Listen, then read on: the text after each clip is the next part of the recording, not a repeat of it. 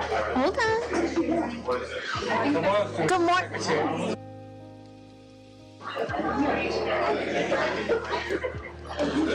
Good morning. Would you please maintain silence in the audience and at the dais? We will begin momentarily. Please maintain silence and silence your cell phones.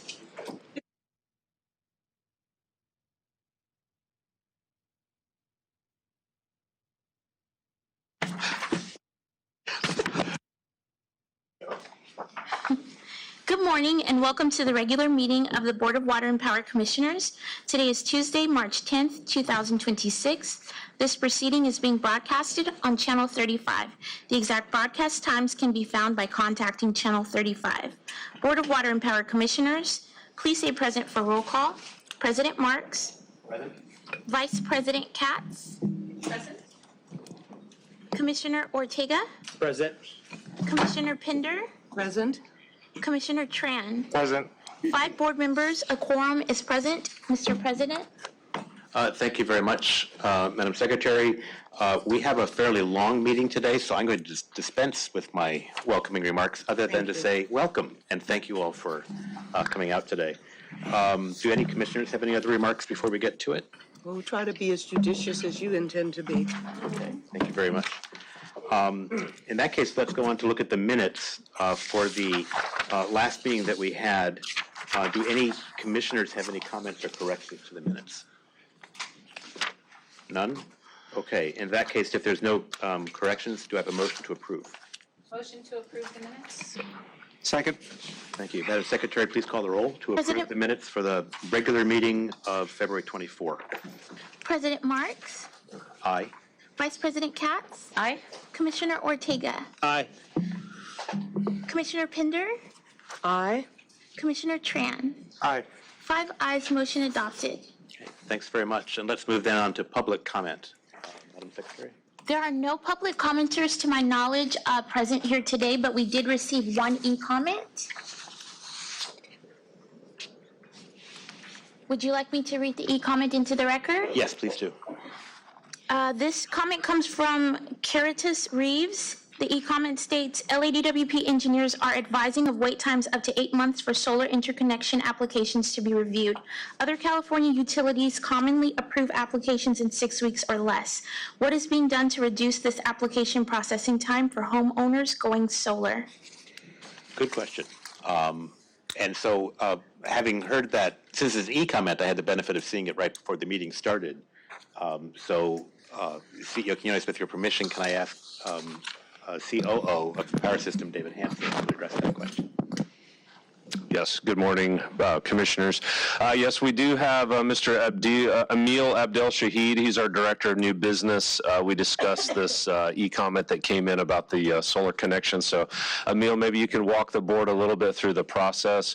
We're confident that our New Business Concierge program and our overhaul of the whole customer relation aspect of our new business process is being it's going to put us down the road much further than we are now with our large projects and with solar and anybody looking to connect and do business with us. So we're confident we've made the right changes, and we'll be watching over time. We just need to keep the discussion brief because this particular item wasn't agendized because it came in through an e-comment. You can have a broader discussion at a next or future meeting if you agendize it. So today, let's just try to keep the discussion brief. Yeah, and could I actually request, I would love a presentation on this topic. I think it's important enough that if we could have a management report at a future meeting, that would be really helpful. Sounds So good. maybe We'll just take a 1 sentence for now. So Thanks. super short and general. Sure. We'll prepare a presentation. Ultimately, the complexity of the project will determine how long that interconnection takes. Right now, we're seeing our cycle times for most of our interconnections around 3 to 4 months, and that includes customer portions of it. And so as applications come in, we're going to process them, and we'll see if there's any unusual cases that are reflecting those 8 months. Okay, good. And so we'll have a future agenda item or report back with respect to maybe solar interconnections generally for our customers, and see how that concierge program is working out and how the new things that are being implemented, are improving the situation. Sounds good. Absolutely. Thank you, Attorney Flores, for focusing us on that. Thank you. Thank you. Next, we'll turn to a report from the CEO of the Department of Water and Power, Janice Quinones. The floor is yours. Thank you, President Marks. I guess the first thing is addressing the elephant in the room and the announcement that I will be stepping down from being the CEO and Chief Engineer of LADWP as of March 27. It was a very, very hard decision for me to make because I love the people that work at DWP and I love the mission that we have as a public power and public water system and how much we are doing for the communities, and we're doing a lot of good work, and the organization has trusted in me and a lot of the transition and transformation that we've been working on the last 21 months. So I want to say thank you to our coworkers, our stakeholders, our commissioners, past and present, to the mayor for giving me this opportunity. I am heading back home to Puerto Rico, and I leave here March 27 and I start there March 30th. So I tried to give DWP as much time as I could and get there as fast as I could. So I have 1 day to travel and 1 day to rest before I start my new job. And as many of you know, Puerto Rico has been going through a lot since the Hurricane Maria hit us, and our power system has been struggling ever since, and that was 2017. So it's been long way coming for us. And there's just not that many people with my background that are Puerto Rican and speak the language, and I think that is really important for the communities that will be serving. And so, yeah, I just want to say thank you. It's been a pleasure and honor, and I'll be watching and I'm a phone call away if you need me. I want to before you go on with your report, just for a moment, I wanted to thank you publicly. I know we've talked a lot privately in the last few weeks, but the legacy that you're leaving and the way that you've managed to balance the continuity of our operations with the needed improvements in the quality of our service has really engendered you. I have seen our employees, our management team, and I can't speak for all the commissioners, so I'll just speak for myself, but the commissioners can join in. The way you have balanced both looking at the past and looking at the future and making this the best utility it can be, both for water and power, is huge. And I very much look forward to hearing about all the successes you're having, because I know in Puerto Rico that's a very big challenge after the hurricane to get that grid back up and running. And I can't think of anybody better to do it than you. Thank you. I appreciate it.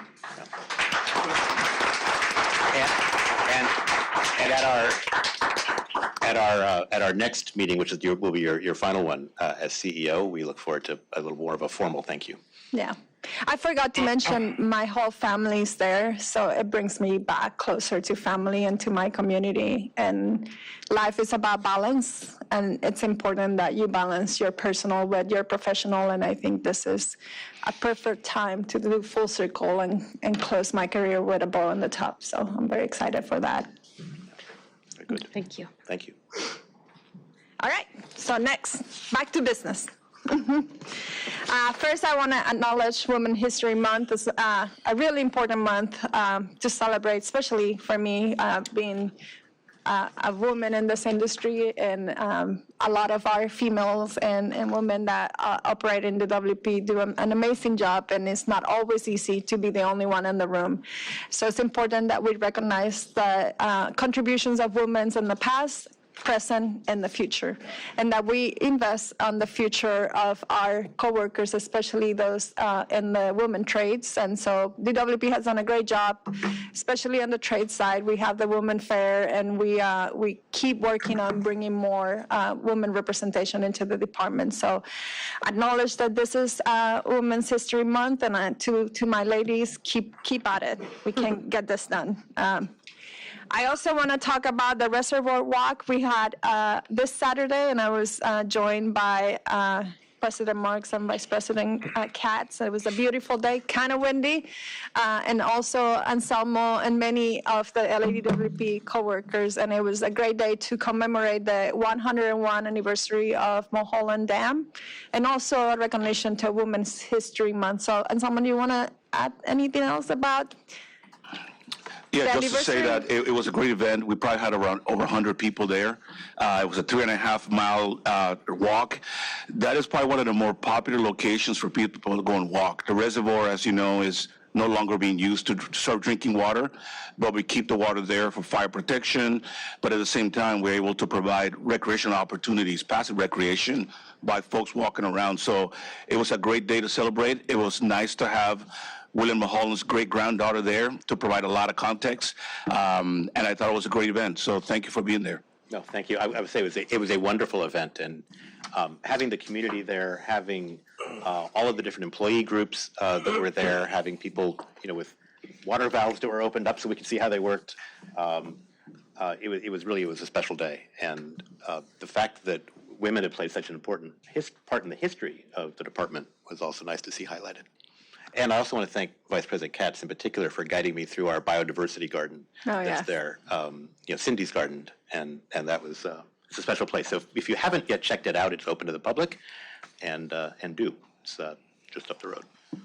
Thank you.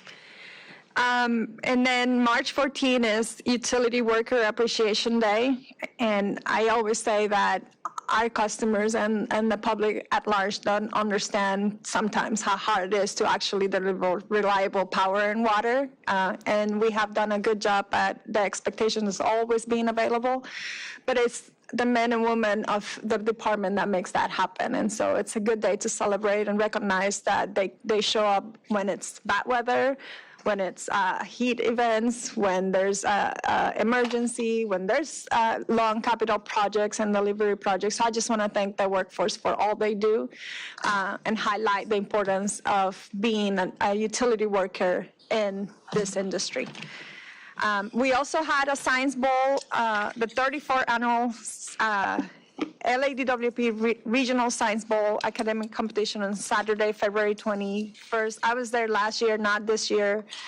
And I'll tell you, every time that I saw them answer a question that I've never heard in my life as an engineer, and they answered in like 2.3 seconds, I felt so little.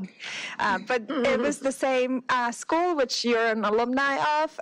They went first and second place, and so they're moving up to the regionals. And you want to say something about the Science Bowl? Sure. I'll just say congratulations. I was unfortunately sick and unable to attend in person this year, but definitely very proud as a North Hollywood High School alum. And so congratulations to the Huskies, but really to all teams who participated, because making it to that competition is really incredible. As CEO Quinones was saying, I've been there, I've seen the questions they ask, and it is humbling, but it also is hopeful. It gives me a lot of hope for the future, for our workforce and all of the, important engineering and utility roles around the nation that we need to know that there are students who are learning so much about science and engineering and STEM. Really gives me hope for the future. So thank you.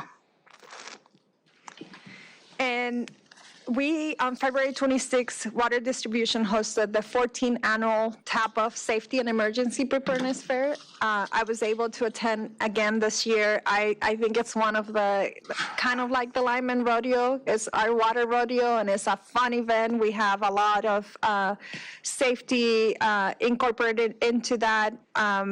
We had more competitors than ever before, with 8 tapping teams, 8 hydrant teams, 3 top-outs teams, and 10-meter competitors. But we were also joined by Long Beach Water, Huntington Beach Water, Ontario Municipal Utilities Company, Jurupa Community Service District, and Elsinore Valley Municipal Water District, which brings all of the regional water agencies together in this event. There was also 3 female hydrant teams, and they were placing very well in the competition. And some of you might have the details on where the female tap, but they were working. I was watching them work. Such a good teamwork and so much collaboration. And then I just want to congratulate the LADW teams that placed in the competition. In pipe tapping, first place, the Tap Kings in the Western District. Hydrant Hysteria Men, first place, Hydrant Kings. And Meter Challenge, first place, Scott Wall, East Valley. And second place, Andre Cordova from Central. And lastly, I'm going to pass it to Dave. And someone, do you want to say anything about tap-off before I pass it to Dave? Sure, just one thing. So the folks that placed high on this event are actually moving on to the regional, which is the Cal Nevada American Waterworks Association Conference. It's going to take place in April. down in San Diego. So the folks that Janice mentioned are going to be moving on to that competition, and then the folks that place in the top then go to nationals. Nationals this year is going to be in June in Washington, D.C., and we've actually had folks in the past from LADWP win the national contest. So our staff do a great job, and most of the training they do is off hours on their own time. And if you have a chance to oversee them work, you can see how fast they are able to tap the mains, that be able to break down hydrants and break down meters. So it's a great opportunity to see the men and women in the department doing what they do in a competitive arena and do really well representing the city. That's great. Thank you very much. Can I comment on that? I'm trying to keep my comments to a minimum given the long meeting, so I'll save my goodbye remarks for Janice. I, again, was sick and unable to attend the tap-off, but I did go last year, and it just, I really want to emphasize what you're saying, that it's truly astonishing, the level of skill and the speed. I also had an opportunity to witness it in person in the field, though recently there was a small water main break in my neighborhood in Encino, and just seeing the team in action, how quickly everyone was on site and how quickly that repair got done.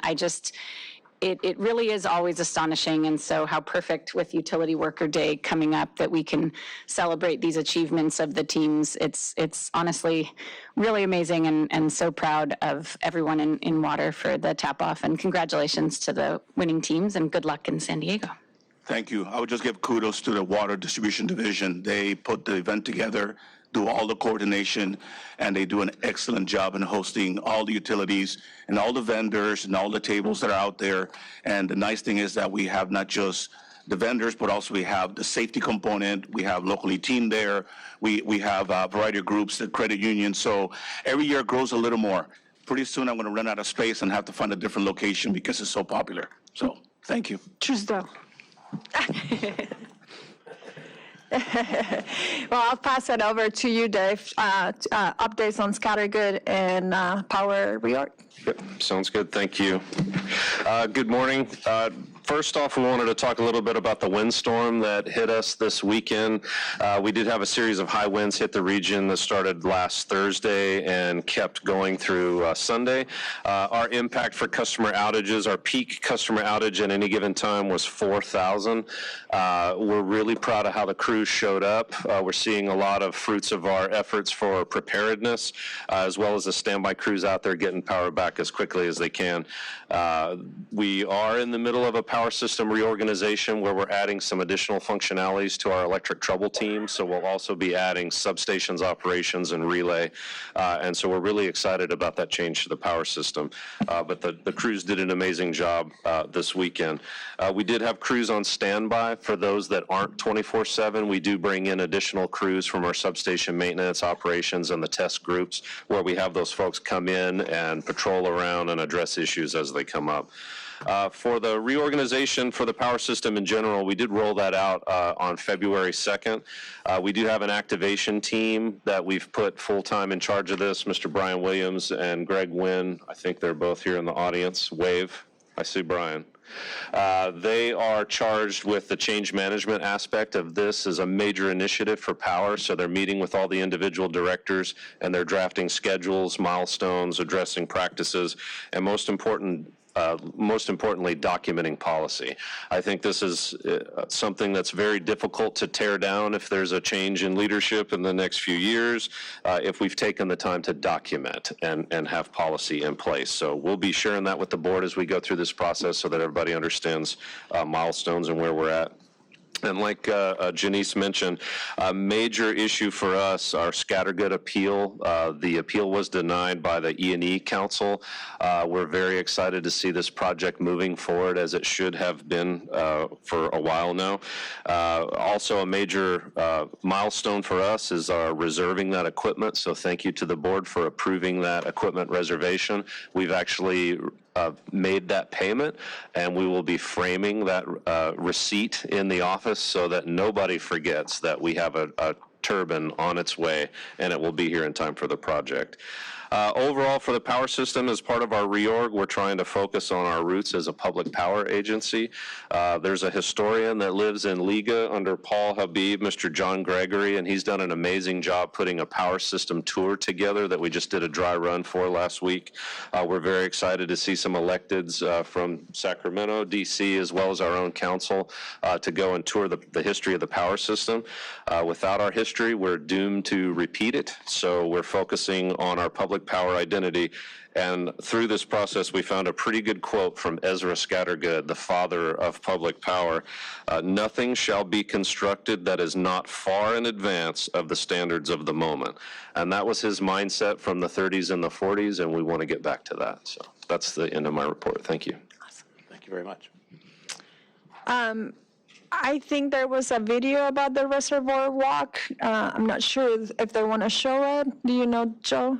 They had some photos they wanted to scroll through that they might be able to pull up here. It'll prove it was windy, not just because of the speeches. Yeah.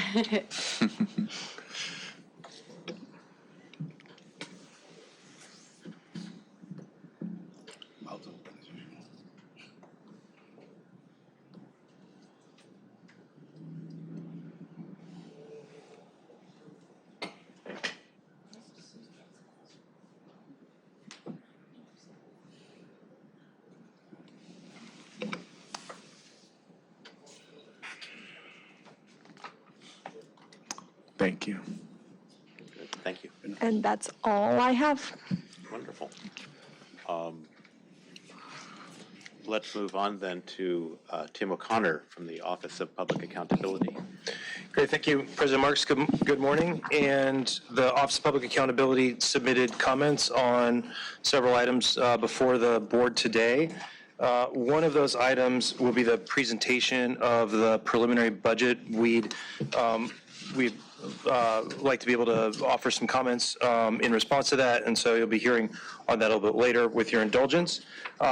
Some of the items we spoke to, we've been working with several of the teams here at the department and really appreciate the opportunity for the back and forth and the ability to dig deeper on some of these investments that the department's making. In particular, item number one, which we've provided comments on, a purchase regarding forklifts.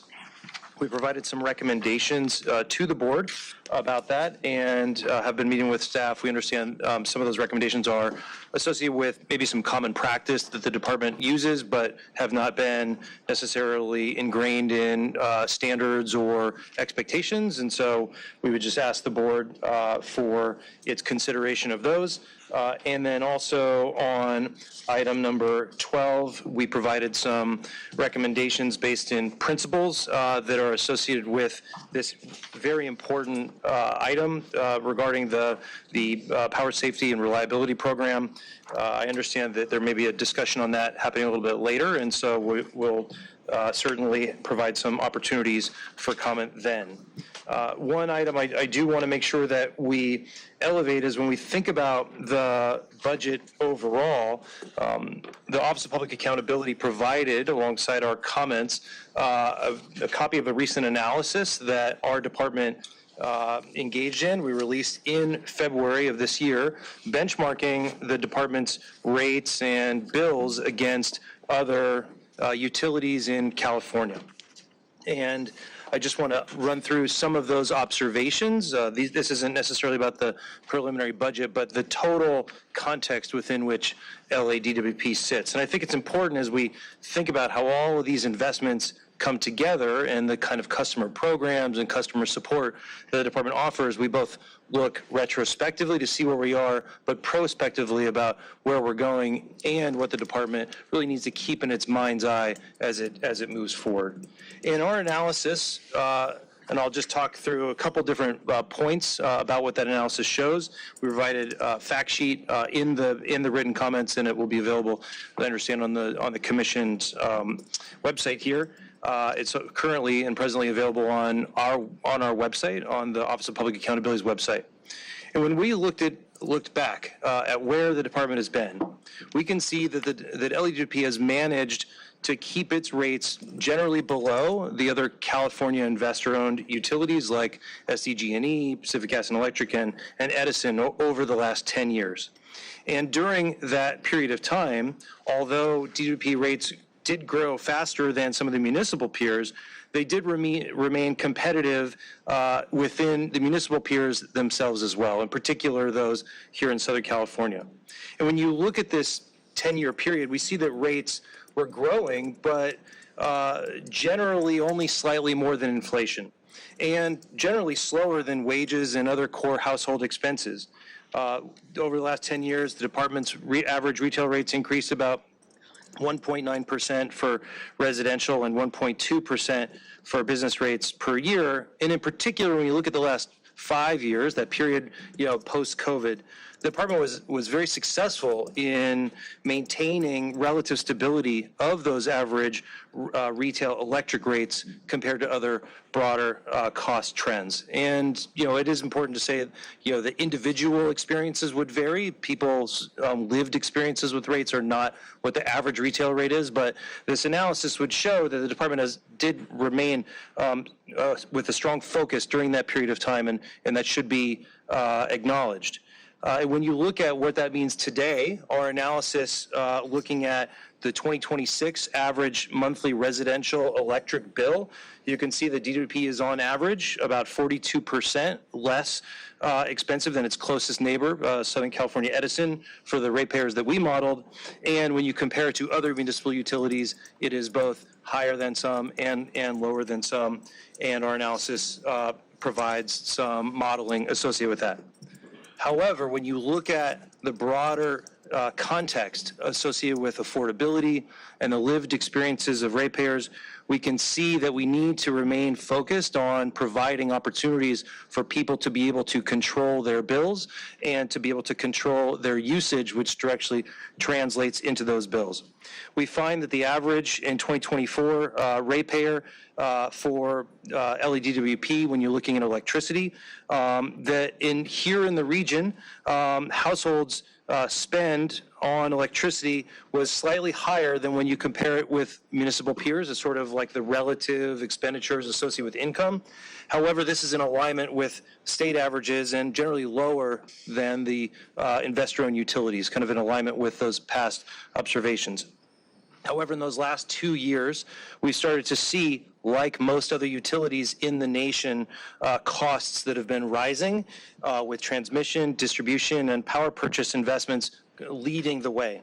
And other utilities have experienced similar cost increases, and so this is not unique to DWP, but something that we need to, of course, observe and to help individuals control for when they're managing their expenses. We've been hosting workshops in the community. We're hearing from folks in the community that today's bills are hard to manage for many people, cutting back on other expenses, and we need to be providing people on the ground those opportunities. And with the investments that the department is planning, as well as what's happening today, we know that there is a focus on that, but it needs to maintain that focus.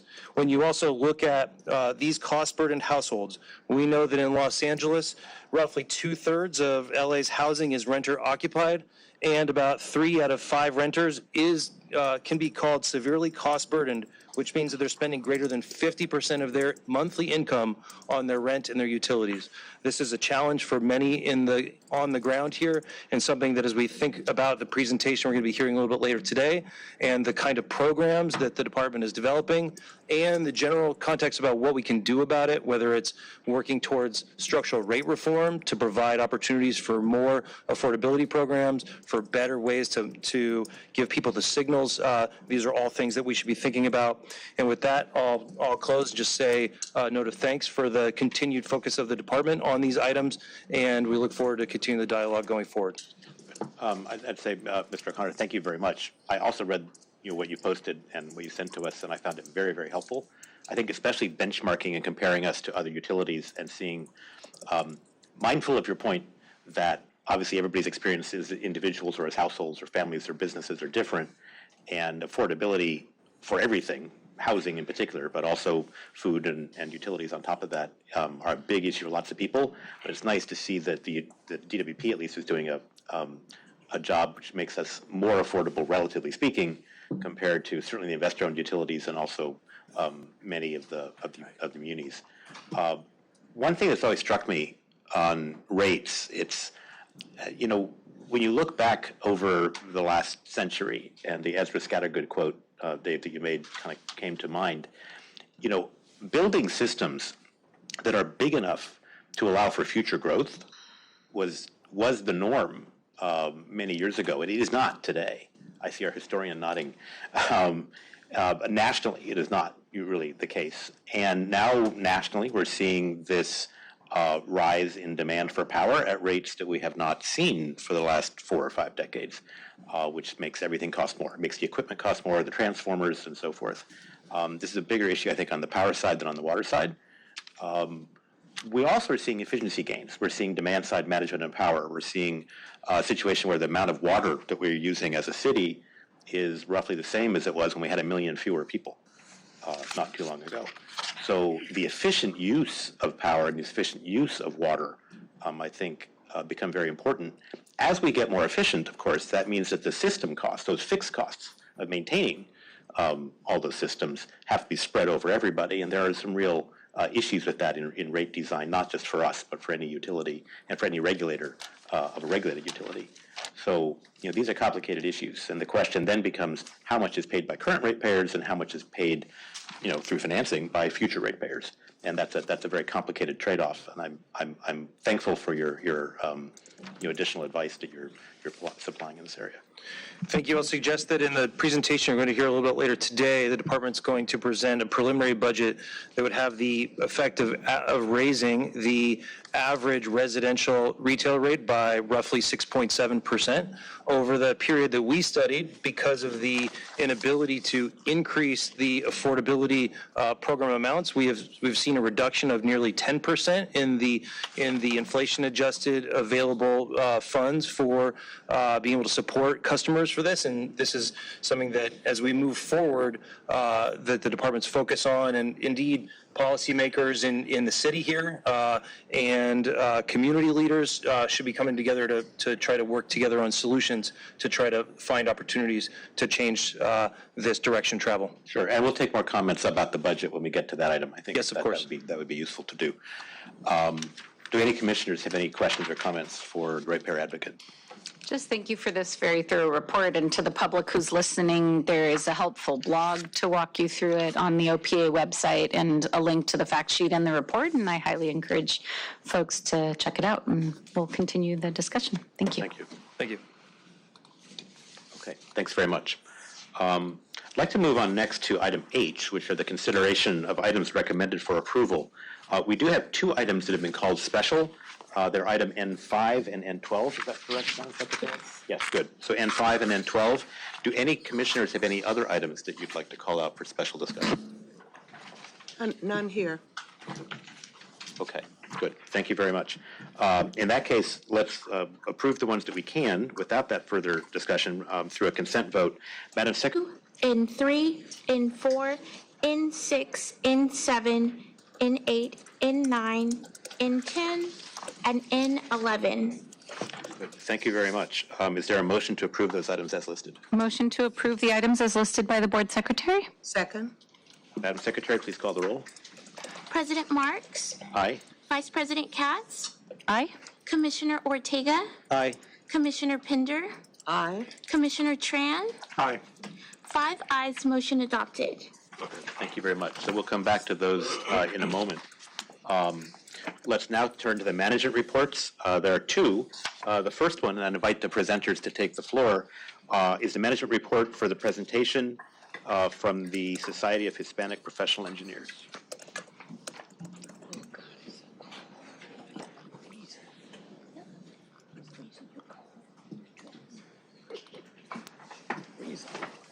Welcome.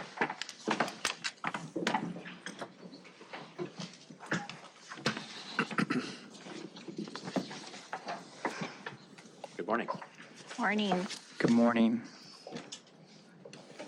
Buenos días a todos. Good morning, everyone. First of all, happy Women's History Month. My name is Lluvia Lopez Garces, a civil engineering associate with the water system and president of the LEDWP chapter of the Society of Hispanic Professional Engineers, also known as SHIP, and also a proud daughter of Mexican immigrants. Presenting with me today are Leonora Merith, our vice president of chapter development, and Brian Orozco, our Vice President of Operations. I want to start off by saying welcome to our new commissioners. We look forward to having you join our SHIP familia and hopefully join our upcoming events. We are one of 3 professional resource groups at LEDWP, and our chapter's mission is to empower and support Latino and Hispanic engineers and professionals within LEDWP and the broader community. Today, we'll share highlights of this year's activities, showcasing how we've aligned with SHIP's mission and made a meaningful impact. Even before you go on, I have to comment on your beautiful attire. I know. Just wonderful. I hope everyone gets to see the beautiful top that she has on. Thank you. Thank you. But las mariposas. Yes, the monarch butterflies are very significant to us. Very much so. Thank you. Thank you. So on our agenda today, we'll introduce our current board, recap this past year's events and milestones, including the SHIP National Conference, and how we plan to move forward.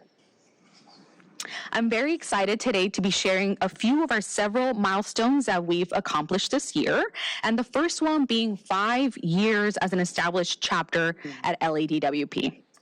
Not only have we grown over the past few years, but we've gone from a 9-person board to now 20 people on our board that you see here on the slide.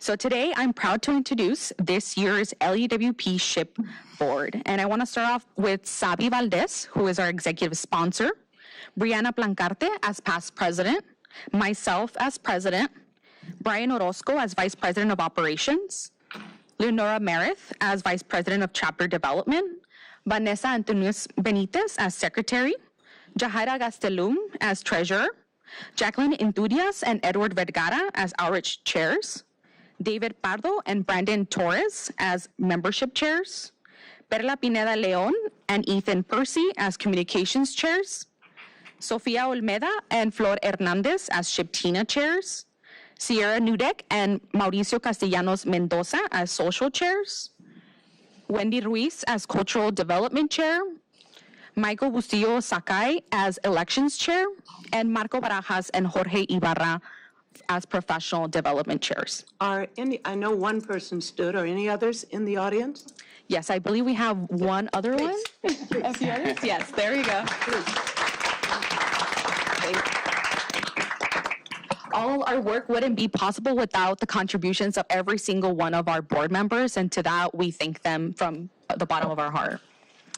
Now, I'm happy to also announce that we've grown from 186 members last year to now over 200 members this year, and we continue to grow. Our goal is to reach 225 members by next year. And DWP SHIP strives to unite members from all DWP systems and job classifications, with over a quarter from non-engineering roles, showcasing our broad impact across the department.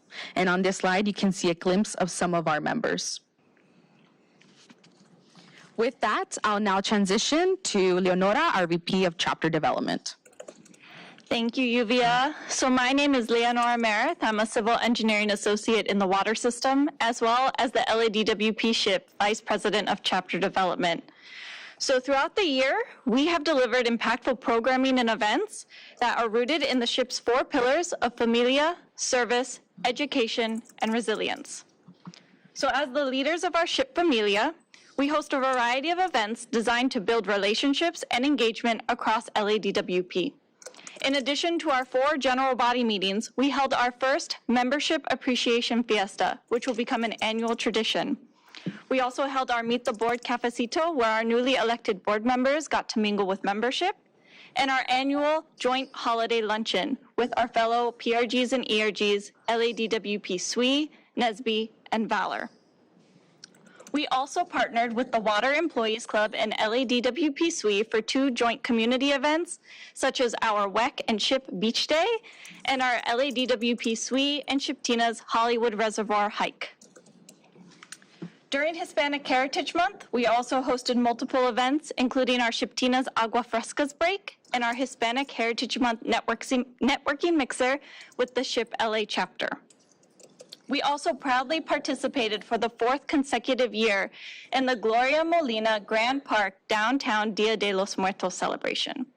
We would like to thank all the LADWP personnel who participated and volunteered for this event, as well as our sponsors, the Water and Power Community Credit Union, Gloria Molina Grand Park, and the ASCE LA Younger Members Forum.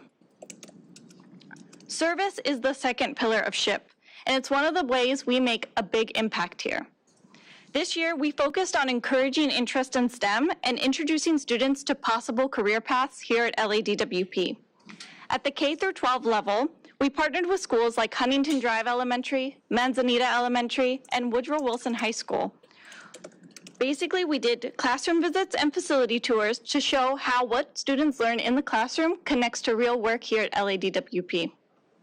At the college level, we partnered with collegiate SHIP chapters from Cal State University Los Angeles, CSUN, Cal Poly Pomona, and UCI, just to name a few. We supported students through resume workshops, networking events, and panel discussions focused on career readiness and professional growth. And within the department, our members also gave back by assisting at events such as the Women's Career and Wellness Expo, the Hollywood Reservoir Walk, which happened this past weekend, Bring Your Child to Work Day, the JFB Holiday Fest, and more.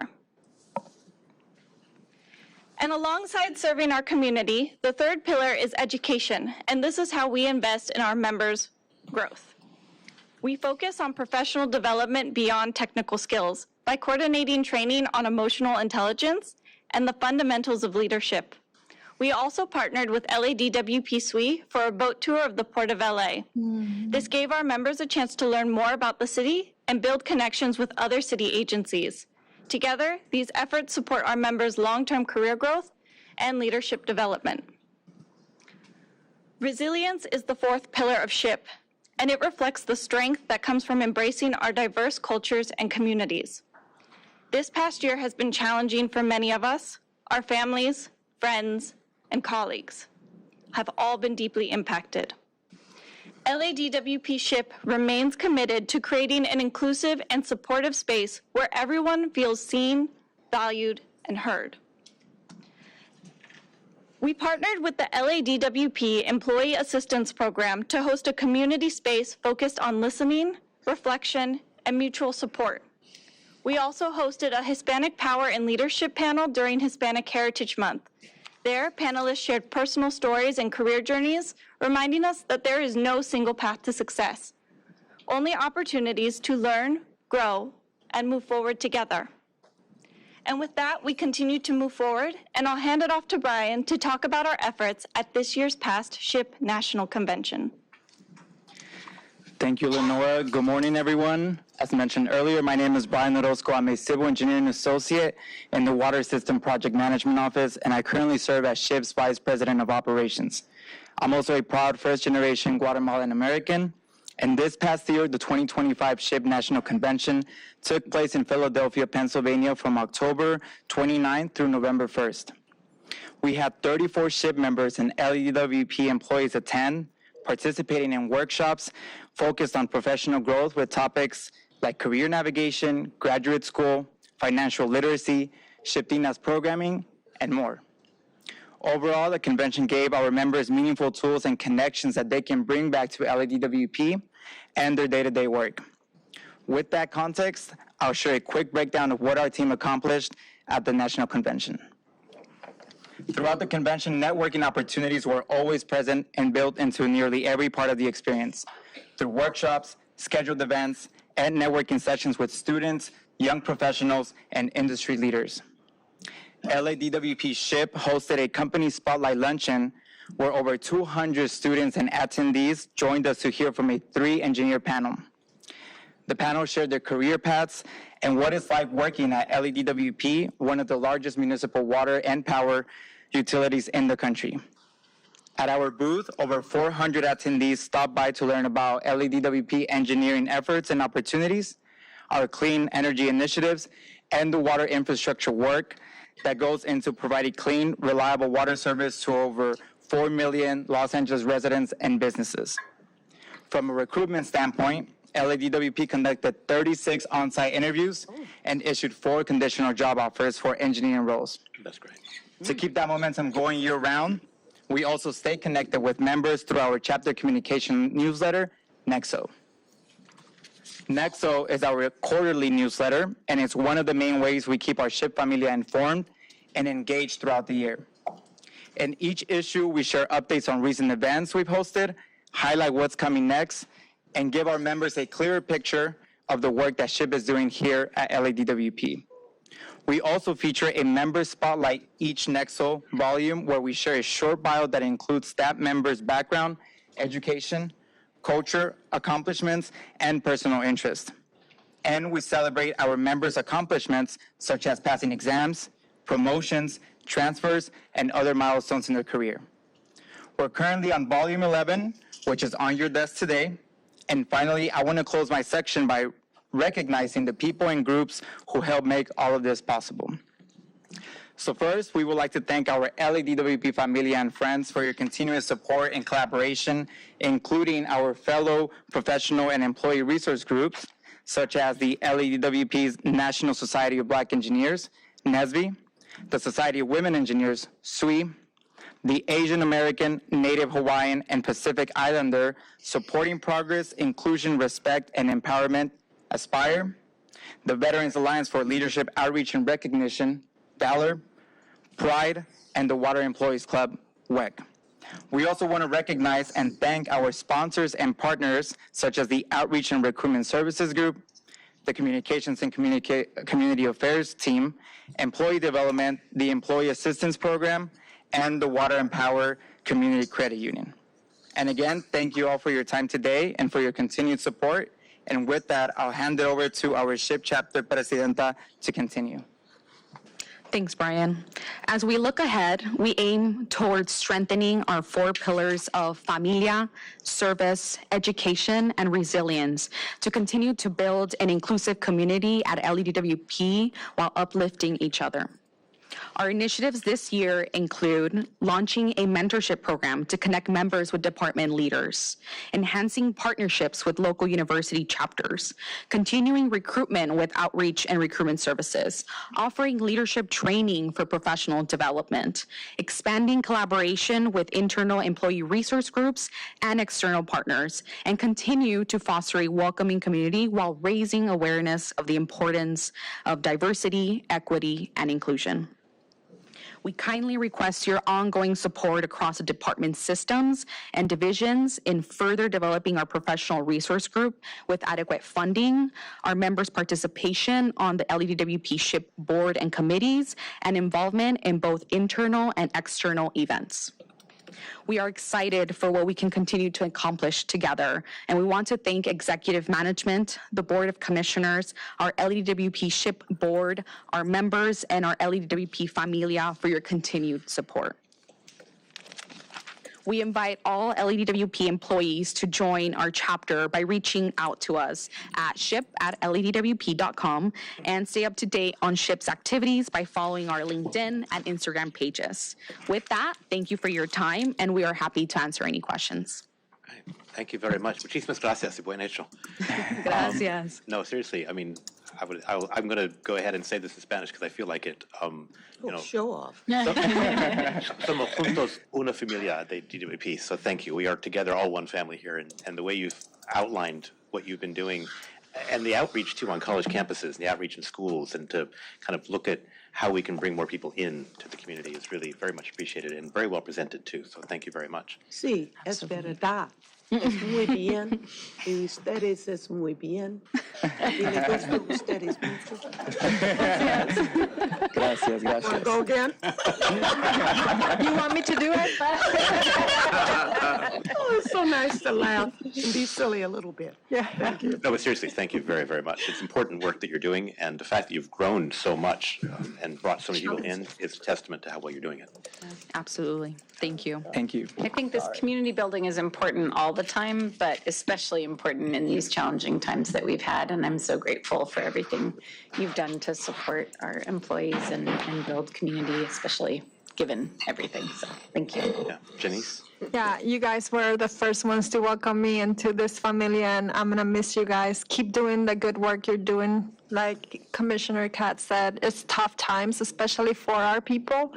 And being joined at the hip and really having a mission really helps bring some clarity and some support. So, muchas gracias por todo lo que están haciendo por ellos.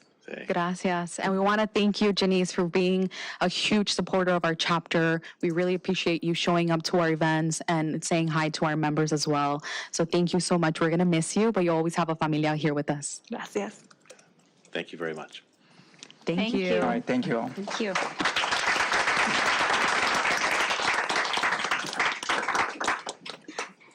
It's a hard act to follow, but we're going to turn to finance now.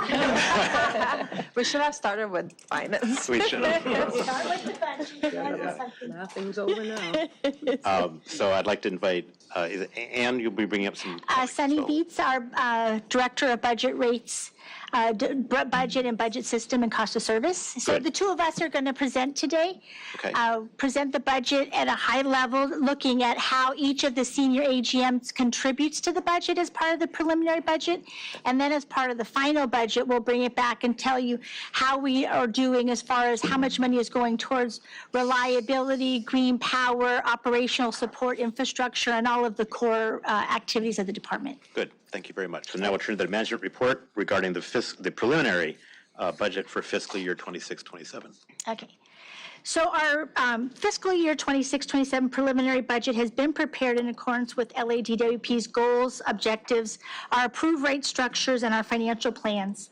The estimates support both water and power infrastructure investments, compliance with regulatory mandates, and exemplary customer service.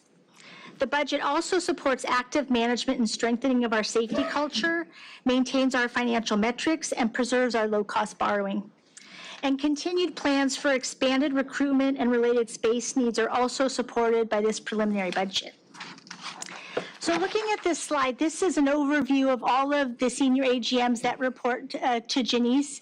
And we show you the actuals for fiscal year 24-25, the approved and re-estimated budget for 25-26, and then we have our preliminary budget for 26-27 at $11,564.5 million. This table depicts the budget estimates and actual expenditures on a senior AGM contributing organizational perspective, which identifies the costs under each senior AGM. The current fiscal year 25-26 re-estimated proposed budget at $9,390.6 million, which includes $566 million, or 6% lower than the approved budget, mainly attributed to underspending and deferments of contracts, with offsetting increases for planned fleet vehicle purchases and investments in land and structures. The program year 26-27 preliminary budget is proposed at $11,564.5 million, which is a $1,608 million increase above the fiscal year 25-26 approved budget. And as we walk through this, there's really four main drivers for this increase. Nearly half of this is contract spending that we plan to do over the approved budget for 25-26. 19% of it is related to materials and supplies that we plan to purchase, because when we have contractors, to the extent we can provide the materials, that makes the most economic sense to our customers. 18% of this is related to total labor, compensation, and benefits as we grow into our staffing plans. And then the remaining 12% is an increase in our bond redemption and interest cost. We have about $64 million of additional reimbursement principal payments we're planning to make next year, as well as a higher assumed rate of interest given the financial markets. So as we go forward, I'm going to ask Sunny to go through the details as far as our staffing and then the contributions from water, power, and joint systems. Thank you very much. Okay, good morning. So this slide depicts the proposed annual personnel resolution, or APR, which sets the maximum number of budgeted positions for the department. The APR for 26-27 is proposed at 14,951 positions, which reflects an increase of 150 positions over the 25-26 approved APR of 14,801. And compared to the occupancy of 12,156 as of this November, the APR provides for planned future growth of roughly 2,800 positions, and the department has achieved growth in occupancy of over 1,300 positions, or 13%, over the last several completed years since 2021. And there are continued plans for expanding recruitment and related space needs. And this slide provides further detail of the proposed APR and the associated funding levels. So the first column details the changes in APR reflected for the prelim budget, which includes an increase of 150 new positions for joint system, which will be placed in the labor planning pool that is managed by the CAO for allocation to organizations to meet operational needs. The position increase by senior AGM is also shown in that first column, and that reflects 208 positions that were transferred from the existing labor planning pool balance to joint divisions during this budget cycle. And the resulting proposed 26-27 APR of 14,951 is detailed in that second column. And the third column reflects the funded positions included in the budget. So in order to mitigate the financial impact on our revenue requirement, we apply a vacancy factor at the division level to only fund a certain percentage of each position in the APR, with the understanding that all positions will be filled by the end of the program year.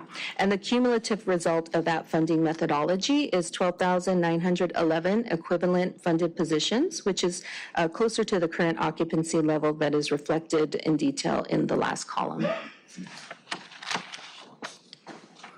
The preliminary fiscal year 26-27 total compensation budget is proposed at $3,429.8 million, with regular labor of $1,950.8 million, overtime $592 million, and benefits of $887 million.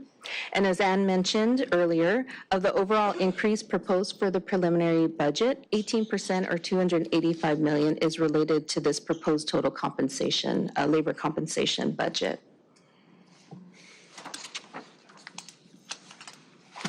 Included in the $3.4 billion total compensation budget is $71 million for hiring of exempt positions based on the power system and the CAO's estimates for their exempt labor budget. As of February 13th, the department had over 600 employees in these exempt classifications, which supplements the department's hiring capacity above the APR levels to meet operational needs. In this next slide, we'll provide an overview of the power system's total contributions by cost element, focusing on the current year 25-26 re-estimate and the program year 26-27 proposed budget. The power system's total current year re-estimated budget is $4,091.3 million, which reflects a net underspending of $374 million, or 8% compared to the current year approved budget, which is mainly attributed to contract underspending and deferments of $310 million. Other direct incentives and fees underspending of $52 million, which is mainly driven by refined estimates for the EV program. The program year 26-27 budget is proposed at $5,248.3 million, reflecting planned growth of $782.6 million, or 18% over the current year approved budget. And as you can see, the main drivers of the increase are $453 million increase in contracts, increase in labor, which was discussed earlier, and $155 million increase in materials and supplies, with offsetting decreases in fuel and purchase power forecasts. And these items will be covered in more detail in this next slide.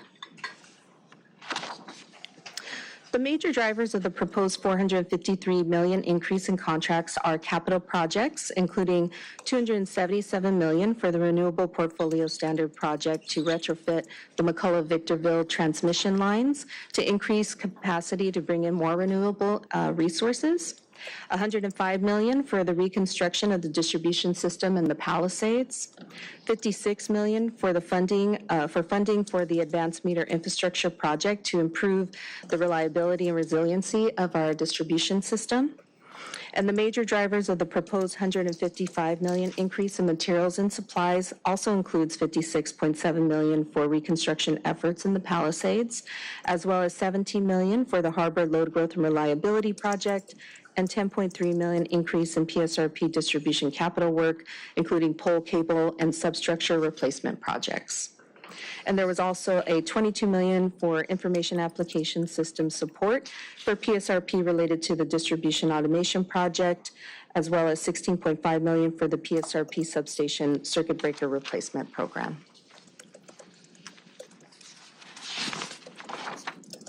Here we have an overview of the Power Systems Fuel and Purchase Power budget. The proposed program year 26-27 prelim budget is $1,603 million, which includes $730 million in renewables, shown in the green bar. Natural gas, shown in the gold column, is projected at $618 million, and these estimates are as of January, so we will be revisiting this for the final budget. Other non-renewables are shown in the brown column and are projected at $186 million for the program year. And the last column is nuclear, reflected in yellow column, which is projected at $69 million. And as you can see, for 26-27, there is no coal identified, which is shown in prior years. And that's a reflection of the department's full divestment from coal-fueled energy from the Intermountain Power Project facility.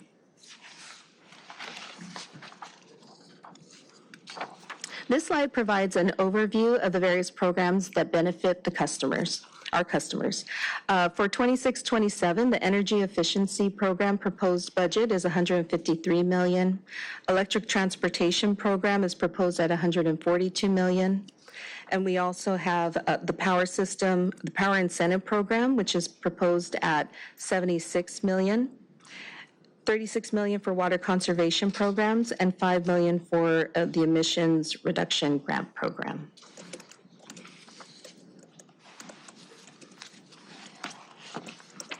Water systems total current year reestimated budget is $1,199 million, reflecting a net underspending or $178 million or 13% compared to the current year approved budget, which is mainly attributed to contract underspending and deferments of $210 million, offset by an increase of $25 million in materials and supplies. The program year budget is proposed at $1,561.4 million, which is an increase of $183 million or 13% over the current year approved budget. And as you can see, the main drivers of the increase are $142.7 million increase in contracts, $31 million increase in materials and supplies, with an offsetting decrease of $18 million in purchased water. And these items will be discussed in more detail in our next slide as well. The major drivers of the $142.7 million increase in contracts relate to water quality capital projects, including increase of $113 million for the groundwater replenishment project, and an increase of $105 million for the Fairmont sedimentation plant project. And that's offset by a decrease of $37 million in recycled water stormwater capture projects at various parks to reflect those updated project schedules. And there were also offsetting decreases of $37.6 million in trunk line and major system connection projects. And the major drivers of the $31 million in materials and supplies includes $15.4 million increase for water quality O&M for aqueduct and distribution treatment operations, and $7.3 million for the infrastructure capital work related to trunk line and major system connection projects. In this slide, we show the trend of purchased water since fiscal year 15-16. The actuals are identified in blue the approved budget is in red, and the current year 25-26 reestimate and 26-27 prelim budget are in green. And as you can see, the 25-26 reestimate is forecasted at $250 million, which is a slight increase above the approved budget of $246 million, and the proposed 26-27 prelim budget is forecasted at $227 million. Joint Systems total current year reestimated budget is $4,100 million, which reflects a net underspending of $12.7 million, or less than 1% compared to the current year approved budget.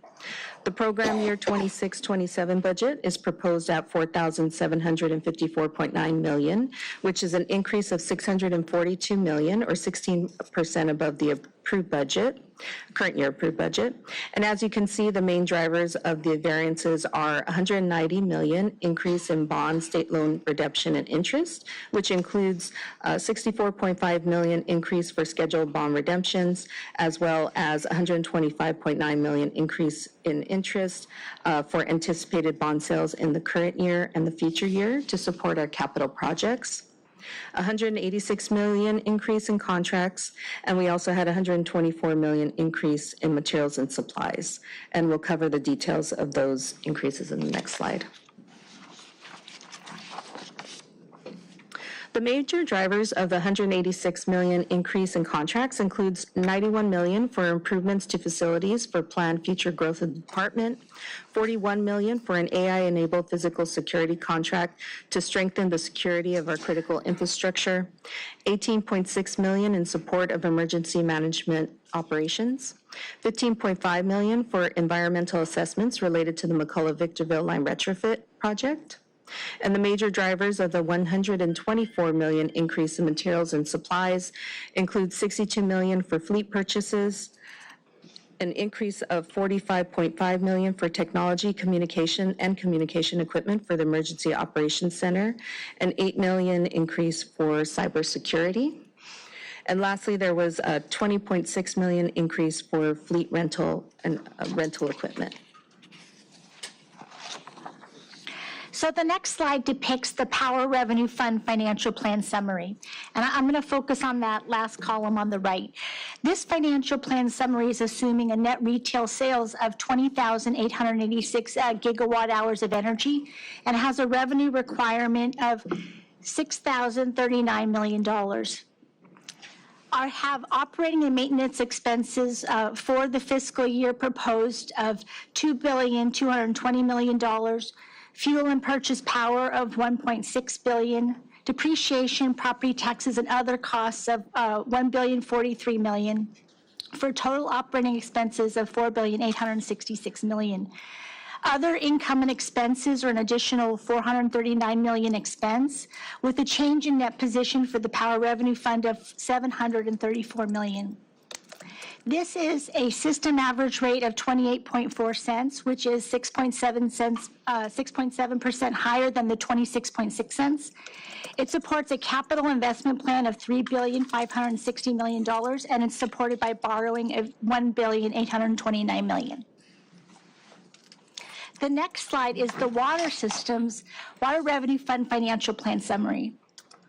This is 178.4 million billing units of water and has a revenue requirement of $2,008 million. Total operating and maintenance expenses for the year are $864 million, with purchase water of $227 million, depreciation, property taxes, and other of $330 million, for a total operating expense of $1,424 million. Other income and expenses are an additional $139 million of expense, with a change in net position of $445 million for the year. This is going to have a system average rate of $11.62 per billing unit, which is 3.2% reduction from the current billing unit of $12. It supports a capital investment plan of $1,445 million and borrowing of $987 million. And what we're requesting is for your approval is to transmit this to the city CAO for their planning purposes. We will be back in May with the final budget. Budget coordinators continue to make refinements to their budget as far as which contracts they think will be moving forward, anything that changes. And so our goal, in accordance with the city charter, is to come back in May 12th for a final approval to be transmitted to the city by May 31st. And we welcome any questions. I want to thank you too for not just for preparing this so thoroughly, but also for presenting it so clearly so that people who are not in the weeds on this all the time can at least understand the high-level things and also how it impacts on rates and on borrowing. So thank you very much for that. And also thank you for helping me understand it over the last few weeks as we've been putting it all together. So very helpful. Do any commissioners have any questions before? Oh, but I do feel as you do. I remember when you tried to, in my early days, tell me something. I couldn't believe that those numbers were billions. I kept, that's a billion? Yes, Commissioner, it's a billion. And then you'd go on to tell me the refinements of it. And of course, it's sunk in now, and I certainly still appreciate it so much when I see it. Thank you. Welcome. Good. And I know that Tim O'Connor had asked if he could have a few moments also to ask a question or two. Yes, thank you, President Marks. OPA submitted comments on the item today related to the budget, and I'll read a portion of our comment letter and make some observations. First, I'd just like to observe that when we look at the budget, we see it as a tremendously important part of the board's role in controlling the rates that individual DWP customers experience. The budget, it does a lot of things. One is it sort of creates the direction of travel for the utility over the course of the next year at a broad level, and it establishes forecasts that directly translate into automatic rate escalation for some expenditure categories. And so it has a direct relationship to rates and how much people are charged. In furtherance, it identifies how the department, I'm looking backward, has been managing costs and expenditures year over year when you look at last year's budget and the reassessed budget. And one of the items that we've observed is that the presentation of this budget, when you look at the comparison to last year's budget, it doesn't necessarily tell the full story in terms of the picture of where the department's going. We really, I think, need to be looking at the updated numbers in terms of expenditure increases or decreases, as opposed to just what the budget was. The reassessed budget gives a better assessment of the potential increases in expenditures that you see on a year-over-year basis. That being said, we've identified some items that are related to the process of this budget presentation in total in the budget review, as well as some content items that we'd like to carry forward. First, on process. We began coordinating budget documentation requests in around December of 2025 for this particular budget. And we appreciate the staff's efforts, and in particular the CFO's team's efforts in providing some preliminary materials. However, we only received preliminary materials with budget numbers last week as it relates to what you're seeing today. And given the limited time frame and the high-level nature of this data, we haven't really been able to dig into the numbers, but we do look forward to obviously collaborating and providing a more substantive review.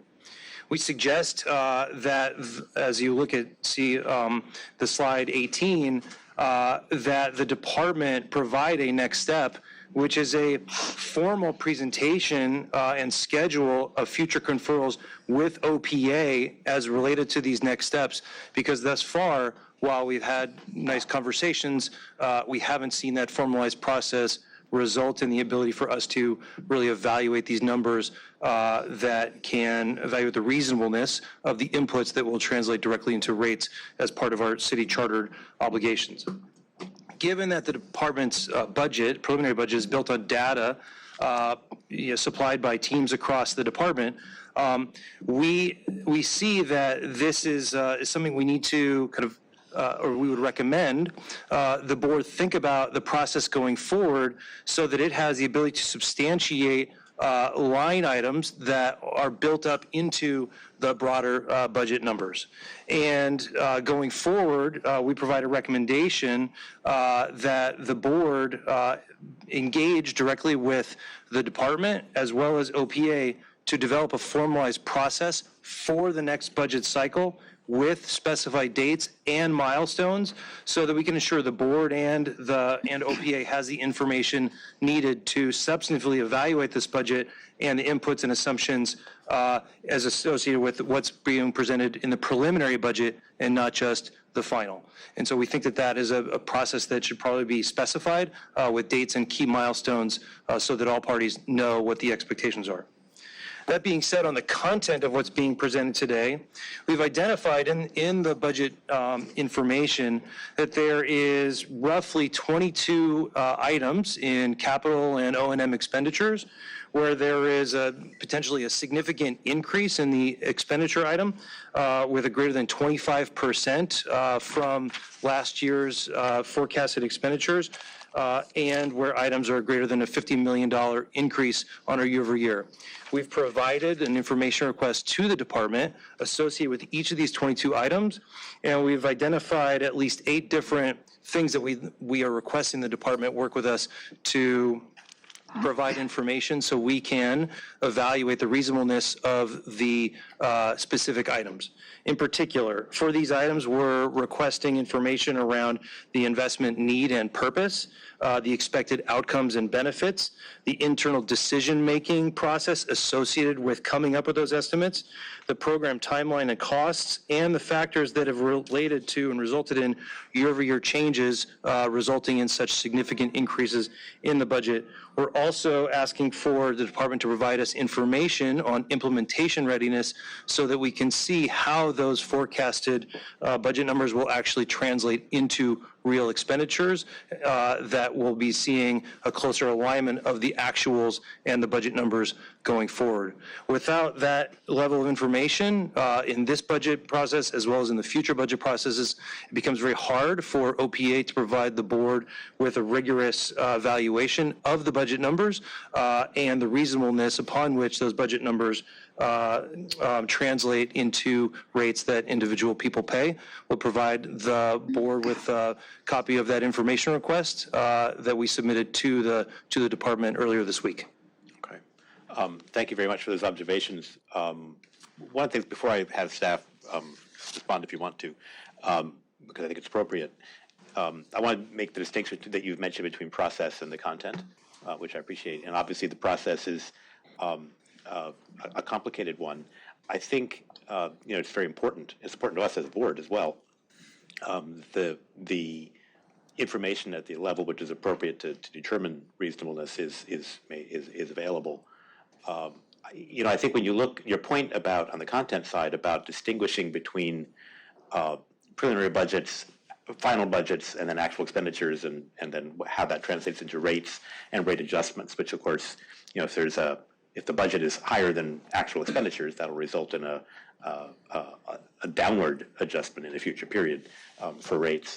When I look at it at a high level, I think it would be useful for us to know, and we can discuss it separately about which areas are of most material importance in this, and I would distinguish here between water and power. So, for example, mindful in the water side that the preliminary budgets, the final budgets, and the actual expenditures tend to match up pretty well over the last several years. And we actually are seeing a rate reduction, which I know CFO Santilli highlighted on the water side. On the power side, some of it is where there's deviations from what I can tell that are significant, especially on capital expenditures. A lot of that is also shifting in time. Some projects have been delayed.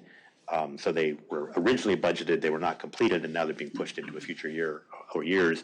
And then some of it is, very lumpy, big capital expenditures, lumpy in the sense that they're not levelized over a period of years, although financing will have the effect on rates of levelizing it and smoothing it out over future years. But the actual expenditures that are budgeted, for example, on the McCullough station upgrades and things, very expensive pieces of equipment that you replace every, 20 to 50 years.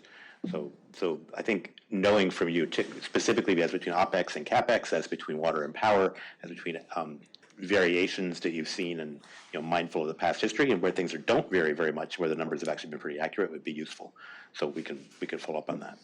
Those are my initial. I don't know if any before staff response, if any other commissioners have a thought. Okay. Yes, and just in quick response to that, we are not interested in just information for information's sake, and we think that the department has strong justifications, and we've been working with the team to identify things exactly what you're talking about, and major investments in transmission corridors, key investments in electric vehicles, and large capital improvements in the water system, and for the ability to weigh in substantively on this budget, especially where there are items where there's significant increases. We just are looking for additional detail and working with the department going forward to make sure that that detail is accompanying the budget request process. Yeah, I think it's very, very useful and helpful, and we appreciate collaborating with you and as you fulfill your statutory duties in doing that as we provide the oversight. Thank you. Thank you. And one item to note is when we do bring the final budget to the board, what we're asking your approval of is the annual personnel resolution and these estimates for our initial pass-through factors. Those will continue to be updated. A lot of times the formal vetting of projects happens when it comes to the board, because even though there may be hundreds of millions of dollars of contracts, just because it's in the budget doesn't mean that that's approved. Right. It comes back to the board for approval, and some of the 22 items that the Office of Public Accountability wants to look in more, those are board letters that have already been approved by the board, but it's a 5-year spending plan, and so how that comes into the program year is different than maybe the current year, like Donald C. Tillman project, or, the Castaic spoil pile. Depending on where you are in that 5-year project, you're going to see different levels. So we have the list, we're collecting those board letters, but as far as all of that additional detail, the budget doesn't drive the strategic plan. The strategic plan drives the budget, and so we don't prevent somebody, unless there's a real problem, from putting money in the budget for a strategic initiative, so we have eyes on it, and then that number gets refined year over year. Yeah, that's right. I know there's some items that are in the budget, because I've asked the question as well, and you've answered it. Thank you. Previously, there are items in the budget which do tie to also contracts which have not yet been approved and may not be, and therefore, if they're not, and that work's not done, then those items won't come to fruition. I'll just add, this is the preliminary budget request. There is time till the final budget. So I think the argument of time is something that we need to discuss, because the final budget doesn't go until May. So there's a couple months for you guys to get involved. But we've started this budget process last year. It is very intense process, because I meet with every single head of the department and question can we do it? Can we hire the people? Can we contract on time? And it's been a challenge for the organization to give us those answers. I would say organically, this department has several constraints that allow the budget to fluctuate. One is getting the RFPs approved and executed, which all come to the board, and it can get pulled or not pulled, or it could be something else that drives the timeline. The other one is hiring people in the APR. And one of the things that the team knows I did this year is I didn't let them add more APR other than the 150 positions I gave to CAO, because the vacancies are so high. And the reality is we turn net new positions at a pace of 10%. So last year we hired 3,000 people and we netted about 300. That's the average year after year. So you do have a constraint with how many humans can we have to execute the capital plan. We have a constraint on timing on RFPs. And you'll see in this budget that we have more contracting happening because we cannot hire people fast enough, but we have to get the work done. And so a lot of the numbers that are driving the budget up this year is contracts out to get foundational capabilities in the organization. And a lot of the departments that have higher budgets are new departments, including risk, emergency management, strategy, that were never part of the budget in the past and now have organization that they need to feed into. So we get to that maturity level where we're now initiating some of the large strategic plans and initiatives that need to be funded by this budget. So. Thank you for that. And I know you've shared this before, but just to make it Commissioner? explicit with. Can you turn your microphone? Been weird today. Okay, is it live? Thanks.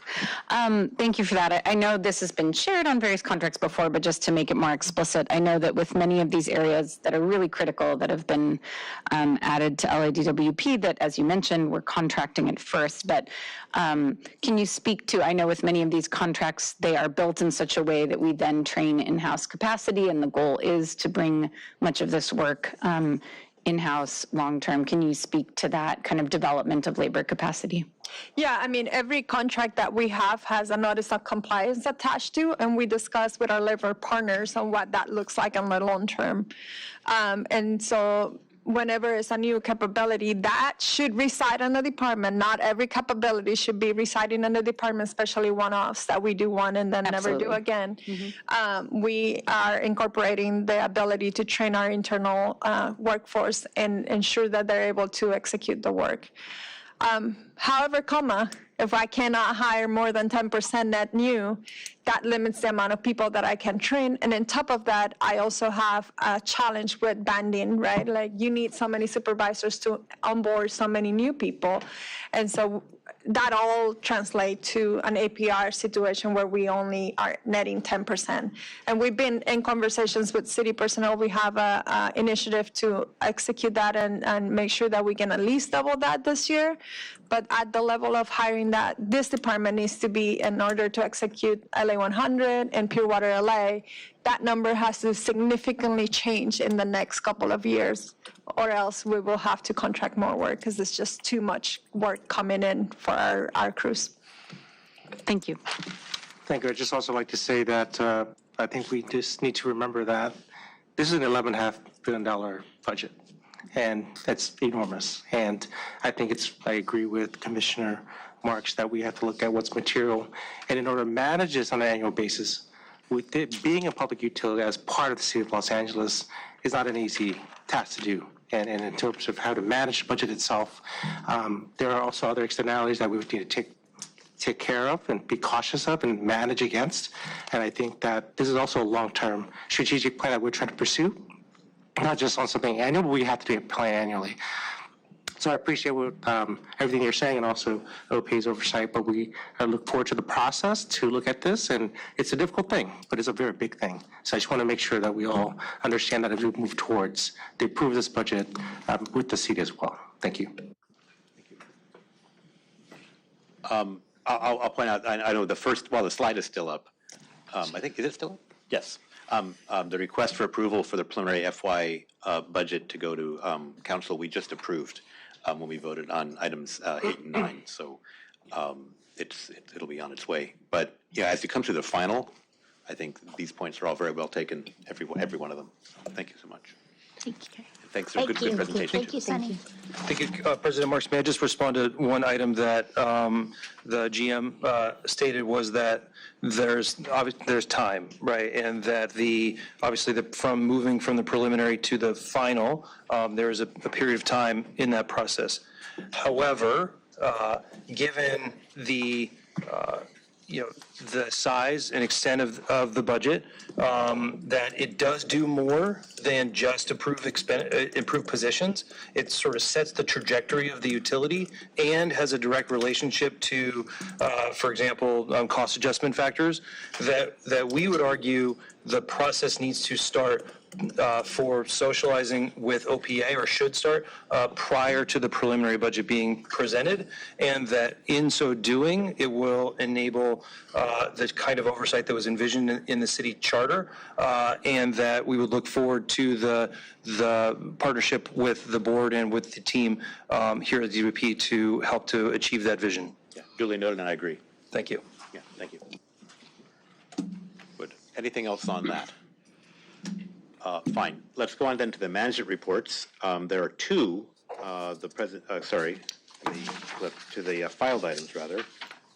We have two.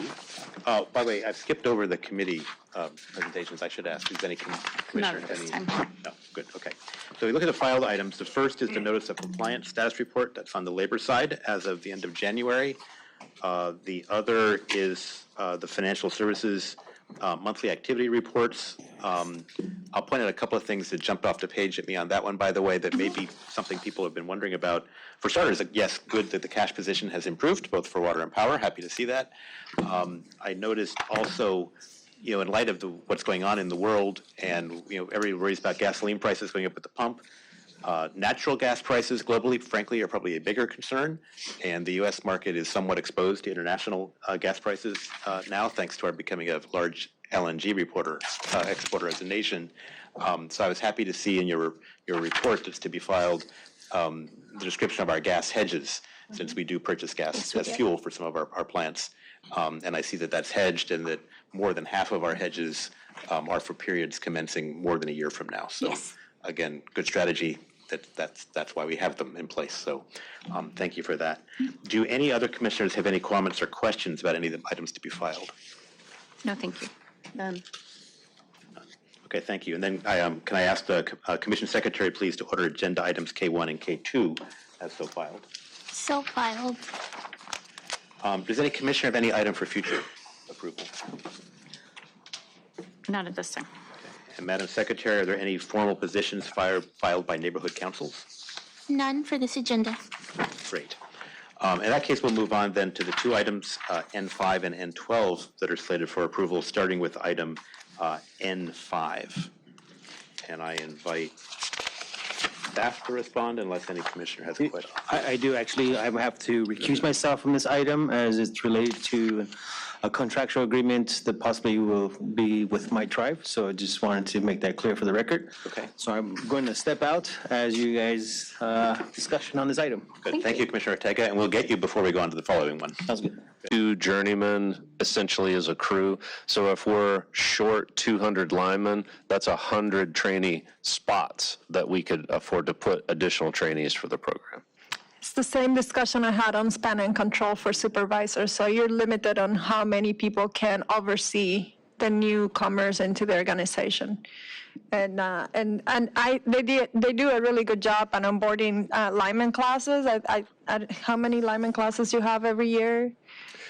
We hire twice a year, and now we're at 26 or 28 per class. It's 24. 24 per class. As we have this little increase now, as we get through the promotions this year, we should be able to ramp that up to 26 at the next class. This is our most difficult program to increase staffing for the reasons that they were just talking about. We went through an effort a few years ago on the substation electrical mechanics side to where we boosted that program from 15 to 20 hired a year to 60. So now we have almost 200 plus or over 200 trainees in that program. That classification is easier to do these big bumps with because the crews are larger. So if you have a 10-person crew, 12-person crew, you can roll with 3 trainees, 4 trainees if you had to per crew. But when you're working 80 feet up in the air, there's only enough room on the pole for so many trainees. Yeah, and I stand corrected. So we have 28 in our next class. So we are slowly moving up. We went from 20, now we're at 28 on that. But if you look at the amount of crews that we have, if we have 30 to 40 crews essentially in-house right now, we run between 40 and 60 crews on our contractors. So between our 3 contracts, we have more than half of our personnel on the line series, just for line crews only, is with our contract. And I'll say it takes 4 years to get a journeyman lineman ready in the field to operate a crew. So whatever efforts we make, you got to count that 4-year time frame to get them out of the training program.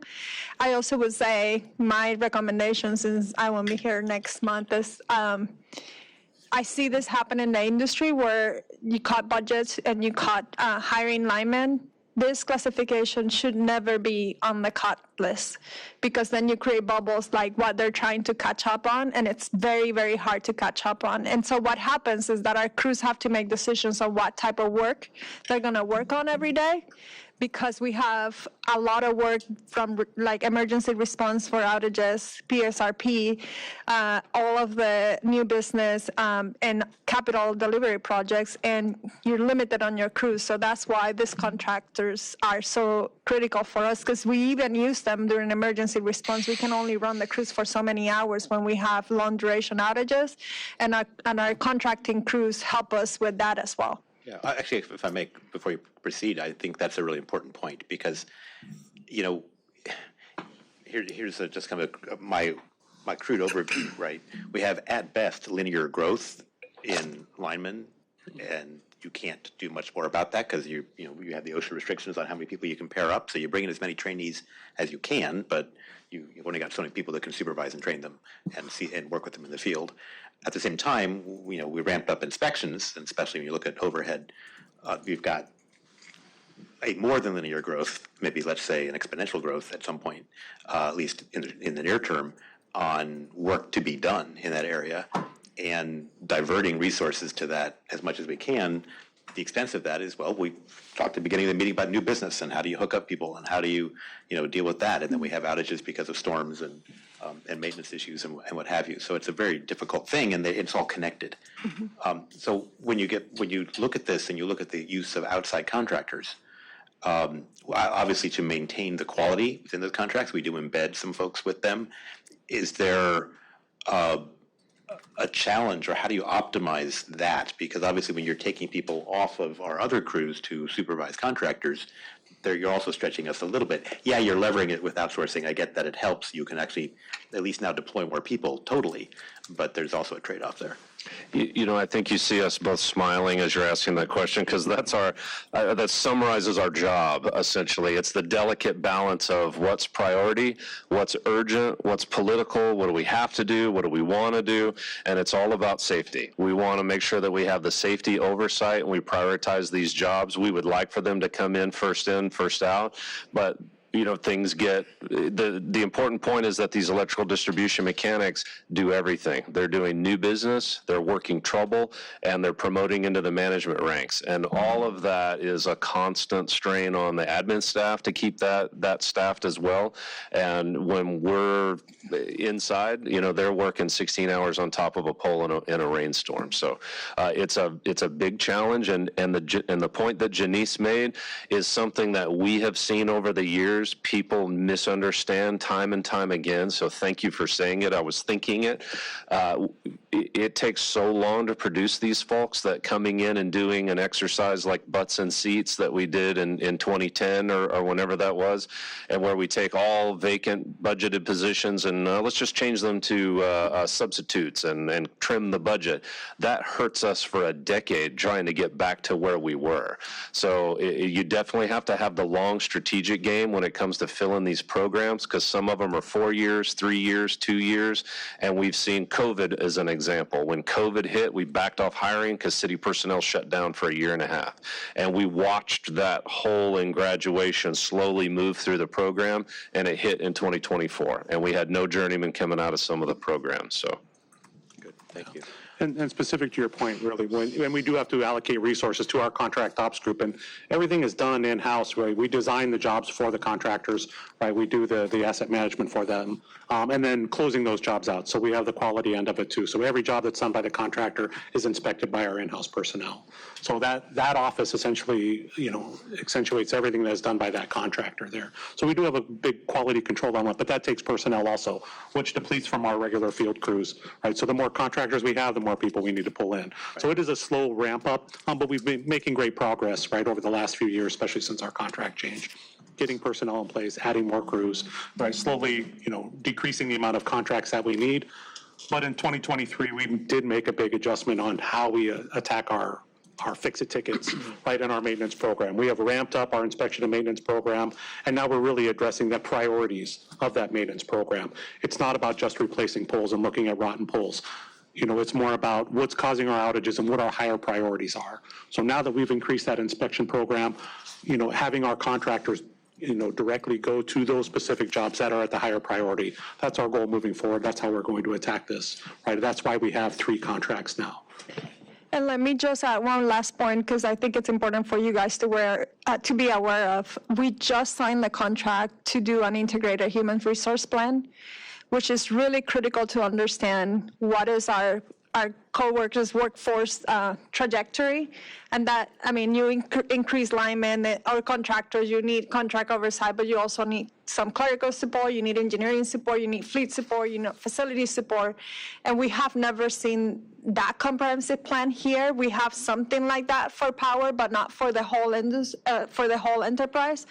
And it didn't include the support functions. So that work is kicking off out of the HR organization, and that will give you an understanding of what it really takes to do this. And it will include internal and external resources, but also it will educate and inform city personnel of the changes we need to do to be able to onboard this many people for the next 5 years. And what's the time period that that integrated resource plan covers? It should be this. 5 years? Or it should be for the LA 100 plan, so it's 10 years. okay, I understand. Good.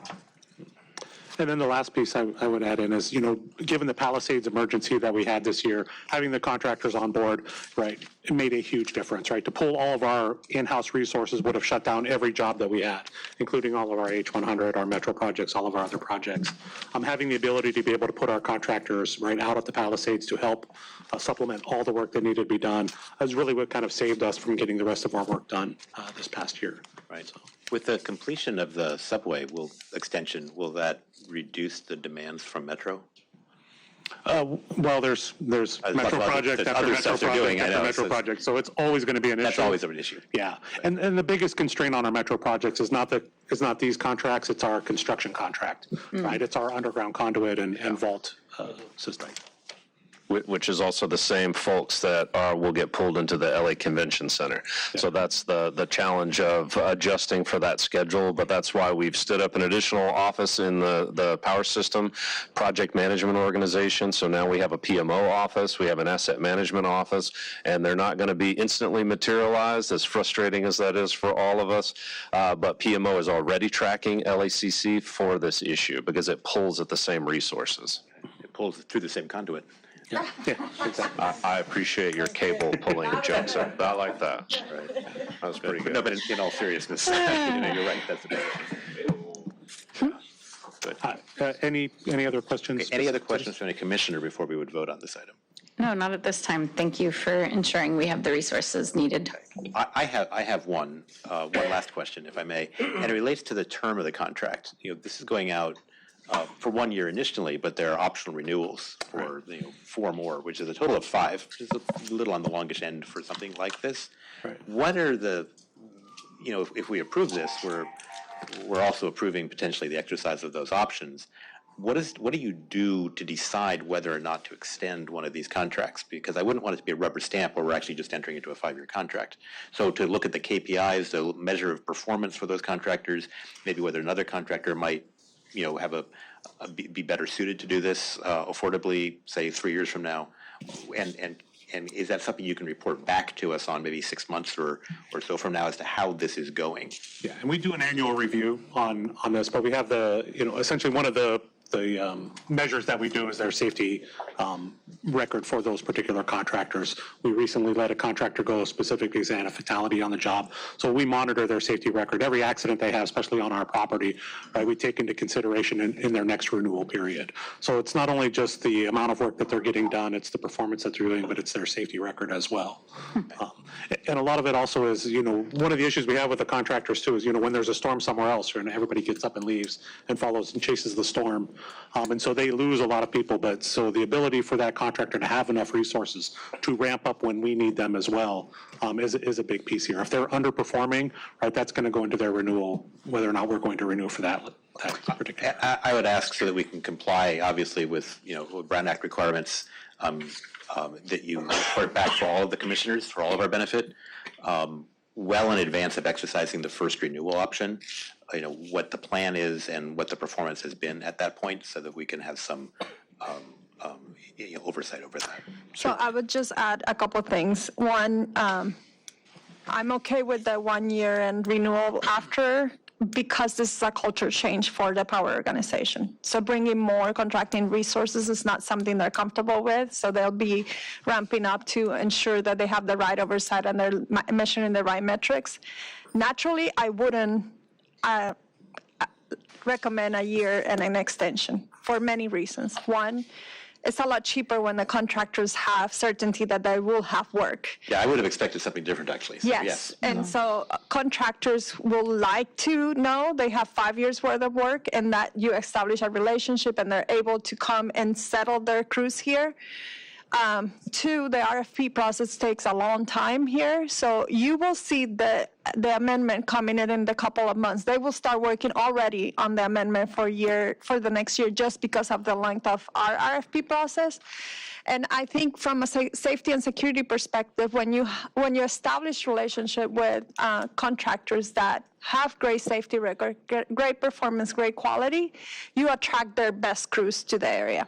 And so those three things will be what I would recommend the team does after this year of learning and growth, that their contracts are longer so that they can get savings, better quality, and better relationships with the contractors. Yeah, there's also some costs associated with, even though these contractors are coming in highly trained in general, they still have to learn our system. And so there's costs to the department for training a contractor that's new, and needing to do that on a year-by-year basis, can be challenging. So while we want that oversight and we know that there's, the ability to exit for non-performance, I would agree with Janice that we want to make sure they have a term that provides the kind of most cost-efficient approach. Yeah, in our last contract, we ended up coming back to the board for a 2-year extension, right, and an increase in money specifically to keep those contractors on board moving forward.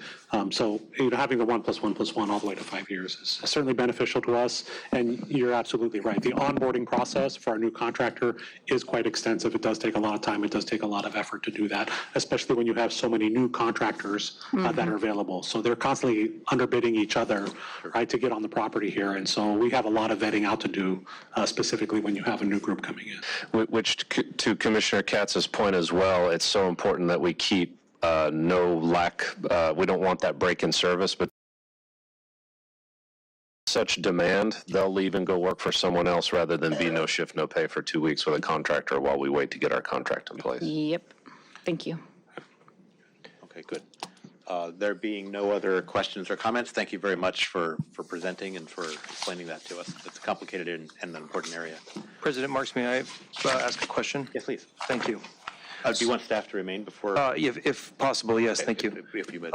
As I understand, so this contractor for approval is presently working with the department, so there would be no retraining and things of that nature. So notwithstanding that past dialogue, those cost escalations do not exist in this circumstance, I believe. Is that? Yeah, adding on the additional crews from this contractor, right? He currently has our maintenance contract, right? This will be the north of Mulholland contract. So it's really just about the laydown locations, right? His reporting locations, and then just adding the additional crews. So we still have to inspect all the equipment that comes in, all the tools and everything that they use to make sure they're compliant, but a lot less because we're familiar with this particular contractor, yes. Great. One of the items that we've observed at OPA is that where those report backs to the board do not have specificity with respect to what the board is requesting, they may not always have sufficient detail as to afford the board with the ability to understand the full scope of what is happening, or give it the information to be able to make an informed decision in the next process. We provided comments associated with this item that provided some recommendations about the type of information that might be suitable for those report backs, and also identified a conduit of reporting that currently exists that was associated with an approval of a contract, I believe, for this contractor back in 2023. And so the department should be obviously a well-oiled machine as it relates to the reporting of the type of and scope that OPA would recommend, and as well as the department and has a channel for doing so. However, we think that the reporting that currently is in place is insufficient for providing the visibility which the board here has requested, and we, to this point, are still uncertain what the additional reporting would be that you'd be calling for. And so we would volunteer to work with the department to implement the recommendations that our team has put forward, to come to the board with a revised report that would align with what we think the department and the board needs in order to make those informed decisions on the year 2 contract. Yeah, no, I appreciate that. That's a point well made. I would say and I was not very specific, frankly, when I said what to report back. I kind of know that. And it would be useful to you for us to be more specific. It'd be useful to incorporate, some of the suggestions that OPA has made. I also think it'd be useful, the agenda item today are these particular contracts, but in coming forward, when there are additional contracts, especially in this area for overhead maintenance, to have standardization, consistency, so that what we're asking for is something you're already prepared with for any future ones. So, we'll work together with staff and with OPA on that. Thank you. Good. No, thank you. Any other questions or comments? I'm just weighing this report of yours, kind of meaty here. Thank you. You're welcome. We're not the. Thank you very much. Is there a motion then to approve item N12? I so moved motion. Thank you. Second? We have a motion and a second. Madam Secretary, can you please call the roll for the approval of item N12? President Marks? Aye. Vice President KATZ? Aye. Commissioner Ortega? Aye. Commissioner Pinder? Aye. Commissioner Tran? Aye. 5 ayes, motion adopted. Good. Thank you, Madam Secretary. Now, before we go into closed session, I'd like to ask the city attorney if you could please state for the record the specific statutory authority and the general purpose for our doing so. Certainly. The board shall now recess into closed session for a conference with legal counsel regarding 3 existing cases. The first is Dynamic Denim Corporation versus City of Los Angeles and Department of Water and Power, and that is Los Angeles Superior Court Case Number 24 STCV 10789. The second existing case is Peter Marsh versus City of Los Angeles and Department of Water and Power, Los Angeles Superior Court Case Number 23 BBCV 00373. And the third is conference with legal counsel regarding case called Richard Lee Massa versus Ronnie Carbajal et al. And that case number pending in Los Angeles Superior Court is number S24 STCV 13505. The board shall also confer with legal counsel regarding anticipated litigation, regarding 6 potential new cases, and confer with real property negotiators related to the matters that are set forth in the agenda 05. Good. Thank you very much. And with that, we will now move into closed session.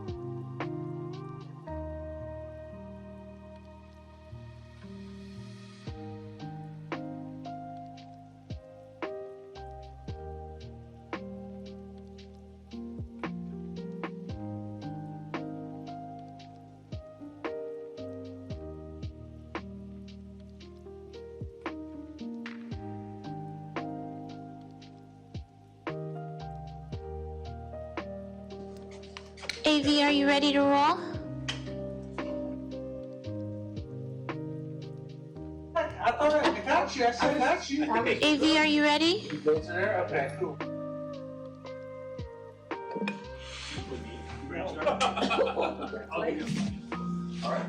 Give us 1 second, 1 second. I have to turn on the recording.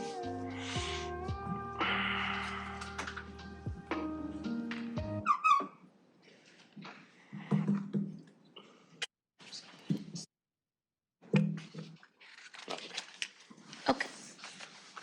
Okay, this is, we're returning from closed session. Can the city attorney read us out, please? Yes. The board recessed into closed session, and we have the following reports.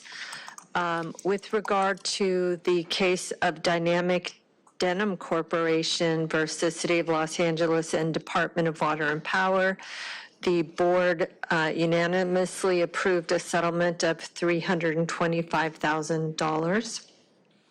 With regard to item number 2, Peter Marsh versus City of Los Angeles and Department of Water and Power, the board unanimously approved a settlement of $375,000. With regard to item number 3, Massa versus Carbajal and the City of Los Angeles, the board unanimously approved a settlement of $1.25 million.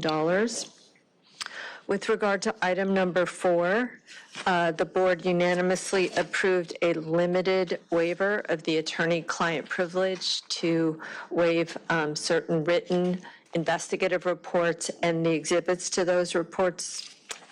And there is no report out with regard to item number 5. Okay, thank you very much. Then there being no further business, with the consent unanimously of the board, I order us adjourned. Thank you.